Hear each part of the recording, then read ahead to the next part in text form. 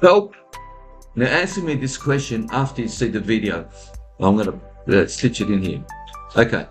Have you ever pondered who's spinning the wheel of change when it comes to laundry? In my household, yes, I seem to be doing more of the laundry.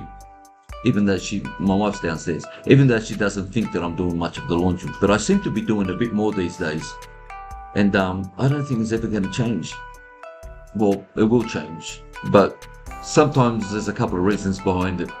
But anyway, I do the laundry. Have a look at my wife. What she always says to me, "Hey, hon." Hey, hon, have you washed and folded the towels? Oh, Carmen, I told you I washed the towels. Look what I've done. I not only washed the towels, I actually folded the towels as well. Jeez, Oh you my are God. such an amazing husband. If I'm that amazing, what do I get for it? It's Well, 10 p.m. you get... Yeah? Oh, what? Should I keep doing the towels? Should I keep doing the laundry? I guess I'll let you tell me. But nah, we both share the laundry, to be honest. But in this type of circumstance, I'll keep doing the laundry. Have a good day, everyone.